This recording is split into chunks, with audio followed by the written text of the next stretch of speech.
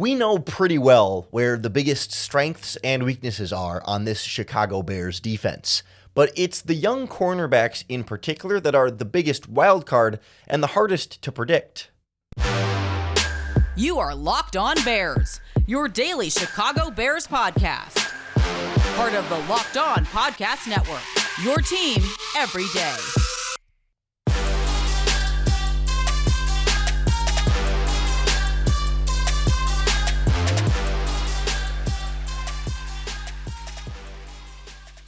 This is Locked On Bears, and I'm your host, Lauren Cox. I'm here to bring you your daily, in-depth Chicago Bears news and analysis. You can follow me on Twitter at CoxSports1. You can follow the podcast on Twitter at Locked On Bears. You can like Locked On Bears on Facebook. Join the Locked On Bears Facebook group for even more Bears talk. And make sure you hit that subscribe button on the Locked On Bears YouTube channel to keep up with all of our video podcasts as well. Thanks for making Locked On Bears your first listen today. We're part of the Locked On Podcast Network, your team every day. Today's episode is brought to you by LinkedIn. LinkedIn Jobs helps you find the qualified candidates you want to talk to faster. Post your job for free at linkedin.com/lockedonnfl. That's linkedin.com/lockedonnfl to post your job for free. Terms and conditions apply. On the show today, we continue our Bears training camp previews, this time looking at the cornerback position. We'll start with why really Kyler Gordon and Tyrique Stevenson, but you could throw some of the other young cornerbacks in there as well, are really the big wild card on this Bears defense. The range of outcomes here is the widest. We don't know exactly what we're going to get there. It could be very good. It could have some rough learning moments along the way, and maybe a little mixture of both. We'll also look at what's at stake for Jaylon Johnson this year in a really big contract year. We know a little bit more of what to expect there, but still some major stakes this year that haven't quite been there earlier in his career. And we'll wrap up looking at some of the guys farther down the depth chart where the Bears have a lot of young players that showed some potential last season, plus the rookies they brought in this season. And somebody's going to have to be the odd man out. And we'll try and get a sense of who the players are involved in that game and what we could see as an outcome by the end of training camp. But I want to start not with cornerback 1, Jaylon Johnson, but cornerback 2 and cornerback 3, Tyrique Stevenson and Kyler Gordon. As we know, the rookie Stevenson coming in from Miami is slated to start on the outside opposite of Jaylon Johnson. And Kyler Gordon is set to be the full-time slot cornerback, as opposed to last year when Gordon was moving in between the slot and the outside, depending on whether they were in their base defense or their nickel. And they haven't locked that arrangement for sure in, but that's kind of what we're looking at right now entering training camp, and I think that's the plan, barring any unforeseen changes. This is what they'd like to go with, and if they need to change it, they will, but this seems to be sort of the plan there. And when you have a rookie that you truly don't know exactly what you're going to get when it translates to the NFL, and a second-year player who struggled last season, right? There were some real ups and down moment from Kyler Gordon, and I think on the general spectrum, a little more down than up. Certainly not an evaluation of his long-term trajectory, but if we just look at last season in a vacuum, he was a rookie cornerback who struggled at times. And it's hard to come into the NFL as a rookie. It's not to say that he can't or won't be better this season by any means, but, the Packers game in particular in week 2, Aaron Rodgers went after him over and over again and torched him up and down the field. But then we saw, over the course of the season, some moments of improvement, and certainly down the, the late end of the season there, that stretch where he had interceptions in back-to-back games against the Eagles and Bills. And those are, no pushover opponents either, that he was making some big plays in down the stretch last season. So there's a lot of reason to be optimistic about him taking that step forward, but we don't know how much of a step forward that might be. We don't know how consistent that might be, because even the best cornerbacks have good games and bad games, let alone, young cornerbacks that are still adjusting to the NFL. So even as Gordon gets more comfortable in this Bears defense, we heard him on an earlier podcast this offseason talking about how he was trying to do too much and think about everything. And once he sort of focused in a little bit more on just his responsibilities and not like the whole defense and trying to catch everything all at once, he was able to sort of slow down a little bit mentally and have the game catch up a little bit, and things seem to settle in. So that's a good sign for 2023 that he can pick up from there and be a little bit more consistent in that regard. But at the same time, we assume every year that players are just going to keep getting incrementally better and better. And as we see in the NFL, like, players get worse sometimes, and progress and development is never a linear path up. It's up, it's down, it's up, it's down, it's up, it's down. And so we don't know with Kyler Gordon how much up we're going to get, how much down we're going to get. And no one's expecting, I think, Gordon to come into year 2 and all of a sudden everything clicks and he's just going to be a Pro Bowl caliber player this season. No, but perhaps focusing him just in that slot role could be something he can really hone in on and master that. And then you can start to expand out from that. Then you've got Tyrique Stevenson on the outside, where he's a rookie. From what we saw at Miami and what was it, Georgia before that, like, he's the guy who can be a pretty physical press man-to-man cornerback. But as we saw last year with Kyler Gordon, right, rookies can have a lot thrown at them, literally and metaphorically, and it can be tough to keep up. And sometimes there's going to be rookie mistakes. There's going to be times when, you know, the other offense is just ahead of him. He's just struggling out there, and there's going to be times where he maybe makes a play or two because the other team doesn't know him as well, doesn't have as much tape on him. So there's going to be some of that back and forth. So 2 of your 3 starting cornerbacks are on this range of outcomes where we could see a scenario where they're really good and promising, growing young players that take steps and continue to improve throughout the year and give you really quality cornerback play. And you could see outcomes where, you know, Stevenson struggles as a rookie because it's too big of an adjustment for him right away to instantly expect greatness in his first season. And even Kyler Gordon, like, we've seen cornerbacks take a couple of years to get going. Kyle Fuller in particular, right, took some time before he really settled into his, you know, peak in the NFL. And so there's a timeline here where Kyler Gordon still struggles a little bit. And you could see them both struggling. You could see them both playing well, or one or the other. But, like, that's a big part of your secondary. 2 key starters at cornerback that are a little up in the air as far as how good or how consistent they're going to be over the course of the full season. And that's why they're such, I think, the biggest wild card in this Bears defense. Like, we know there's some real questions about the pass rush. That's not a wild card. It's a problem, but it's not like an unknown of, like, will they be good or will they not? I think we kind of have a sense of we're bracing for them to not be that great, whereas linebacker should be much improved. Safety, we know how consistent that group is going to be. Like, those are some real strengths. Cornerbacks could be a bunch of really good young players all growing together and taking that next step. Or it could be a bunch of young, inexperienced players that are all trying to figure this out at the same time and are a little bit lost in the ocean there of trying to get everything on track and on board for the early portions here of their Bears career. Fortunately, they do have Jaylon Johnson to turn to as a experienced veteran, a longtime starter, someone who can be not only a leader but also just a shining example for them. But he's got a lot at stake this season too, entering that contract year. We'll look at kind of what's in front of Jaylon Johnson and really how pivotal this is for him in his career next on Locked On Bears. The Locked On Bears podcast is brought to you by our friends at LinkedIn Jobs. These days, every new potential hire can feel like a high-stakes wager for your small business. You want to be 100% certain to have access to the best qualified candidates available. That's why you have to check out LinkedIn Jobs, because LinkedIn Jobs helps find the right people for your team faster and for free. I'm on LinkedIn. I bet you might be on LinkedIn as well, or certainly a lot of people you know have very wide connections across LinkedIn, and so you can get the best access to the best people. Then you can use their screening questions and tools to help make it easy to focus on the candidates that have just the right skills and experience, so you can quickly prioritize who you'd like to interview and hire. That's why small businesses rate LinkedIn Jobs #1 in delivering quality hires compared to the leading competitors. LinkedIn Jobs helps you find qualified candidates you want to talk to faster. Post your job for free at linkedin.com/lockedonnfl. That's linkedin.com/lockedonnfl to post your job for free. Terms and conditions apply. We know what to expect from Jalen Johnson, right? I think we kind of have a sense of what he is and what he isn't as a cornerback at this point. Not to say that he won't continue to grow and develop in his game. He is still, on the relative scale, young. I mean, he's entering his 4th season in the NFL. He's barely, 25 years old.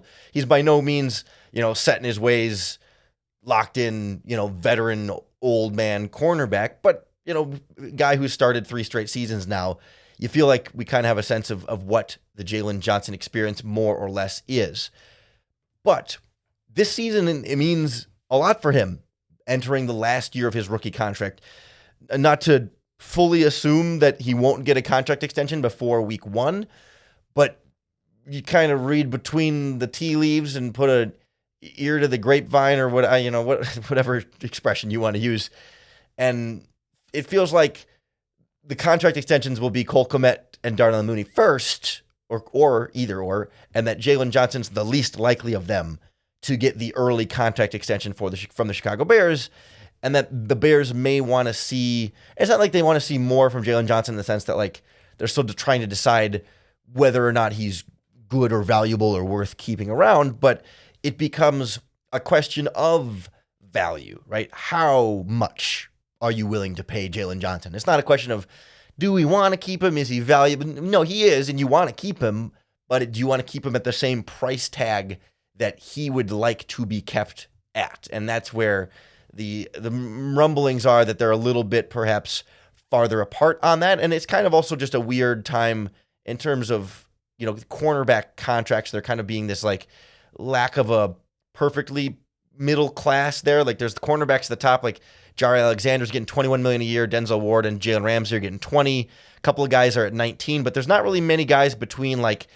18 and $15 million. The second tier really starts at like $14 million for Darius Slay, $14.5 for Carlton Davis, $13.5 for Charvarius Ward and Jamel Dean and Adoree Jackson are on that 13 range. And there's not really a lot of players like in the middle to try and find what that might look like. And so I think the Bears want to see Jaylon Johnson in this last season really go out and earn top cornerback money. You want to be a potential, 18, 19, $20 million cornerback like Marlon Humphreys, Marshawn Lattimore, Jalen Ramsey, like in that conversation with the best cornerbacks in the NFL, go out and be that guy. And I think that's going to take perhaps a few more turnovers. He has 1 interception in his 3 seasons as a starter, a couple of forced fumbles. I'll give him that. But, if you want to be paid like the top cornerbacks, you got to shut players down and you got to be a playmaker. You got to really be able to do both if you want to be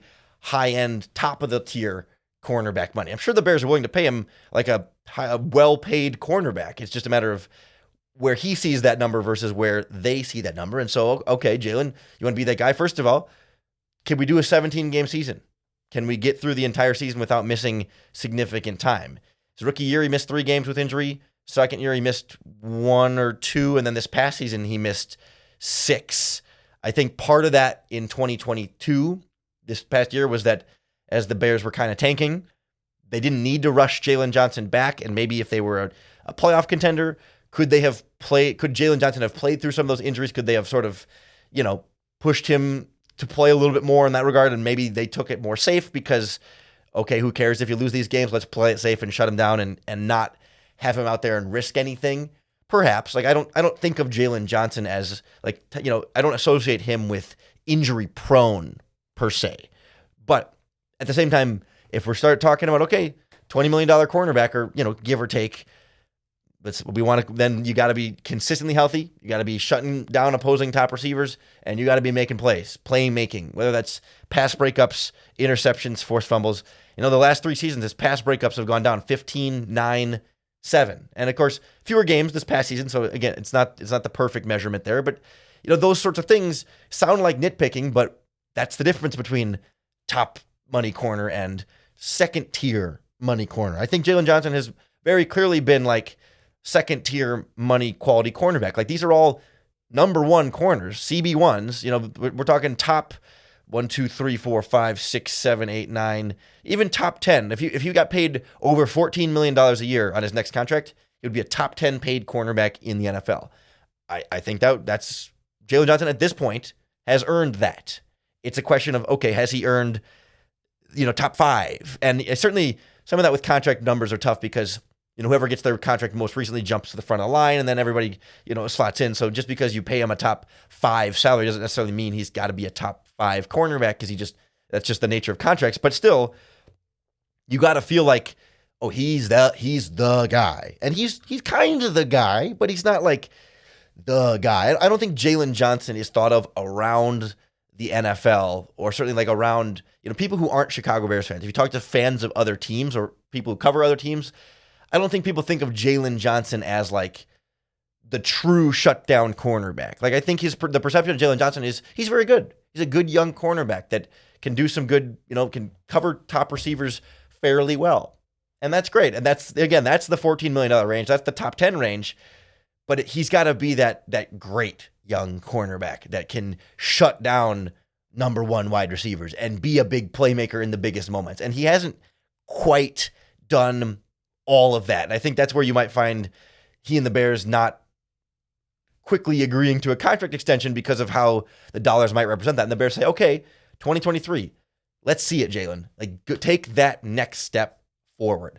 He certainly hasn't always had great defense around him, hasn't had great corners around him, hasn't had great pass rush around him, certainly not last season, and is maybe not going to have a great pass rush in front of him this season.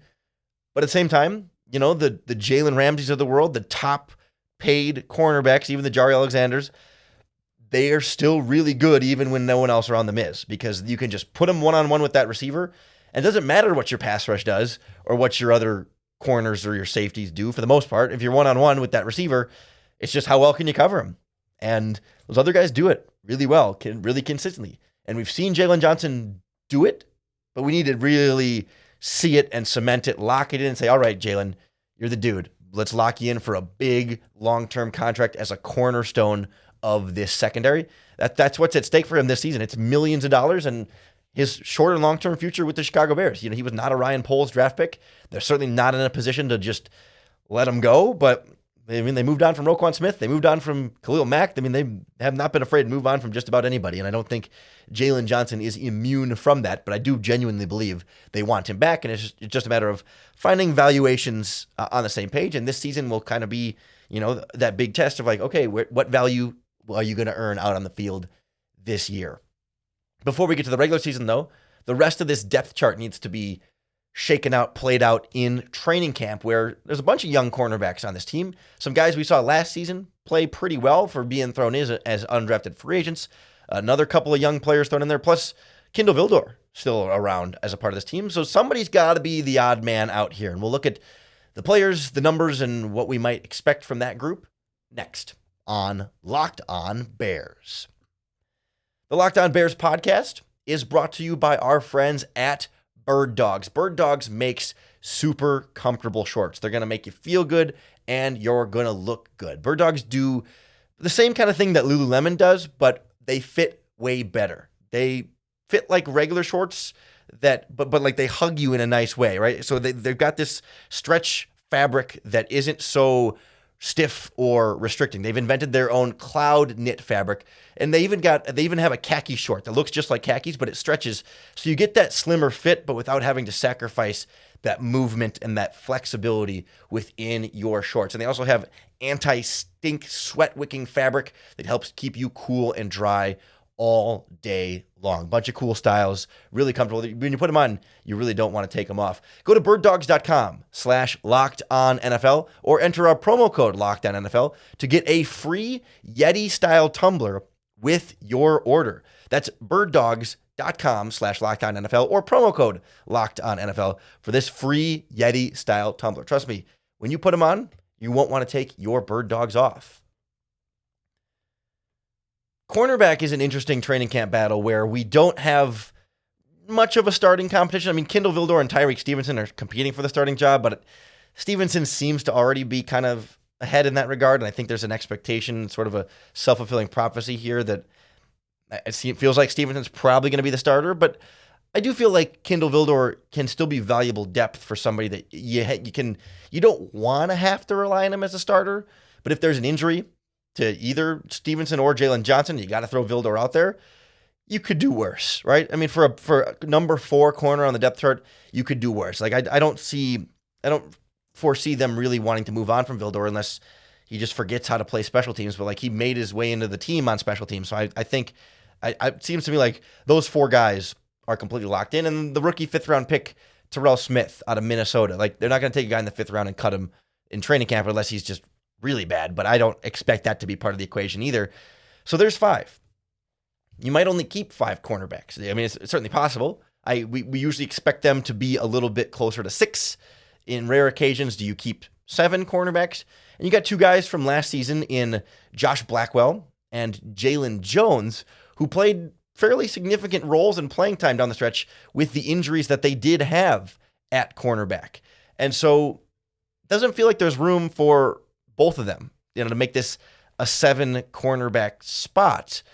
But then the challenge becomes like, okay, do you keep Jaylon Jones, who has, that good experience on the outside, versus Josh Blackwell, who played slot only? And it's like, you don't really have any other true backup slots, but at the same time, do you trust Blackwell to be able to fill in on the outside if you need him to? That's kind of the question here as far as who has more value. And certainly special teams will probably be the most important factor in that decision, right? If it's cornerback 6, ideally that cornerback never plays on defense. You don't want to have to be down to your 6th cornerback taking the field defensively. Presumably the likes of Vildor would come off the bench or Blackwell in the slot maybe, or Terrell Smith on the outside. Like, those guys would be the first men up. And I do feel like if special teams for both of them is close, Blackwell's versatility in the slot, he is kind of the slot guy right now. Could Jaylon Jones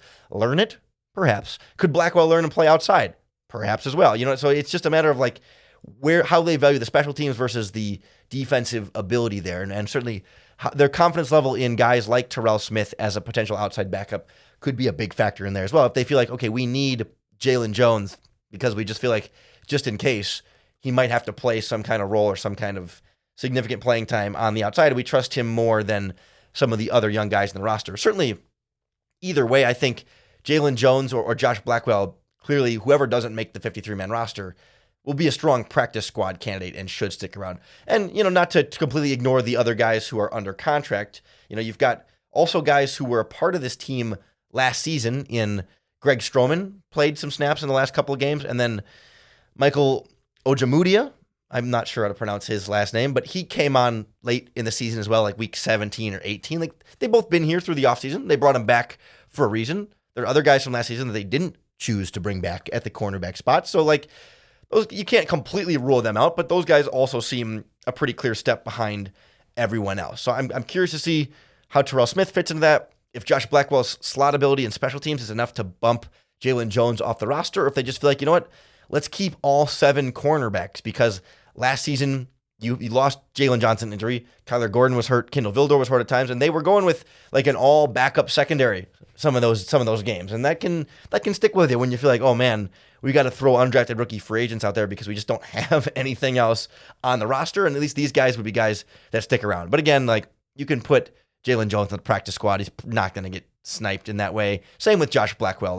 But also, to their credit, Josh Blackwell was one who came off of waivers from the Eagles right at the end of training camp, like right before week 1. So like, he wasn't in this defense until September.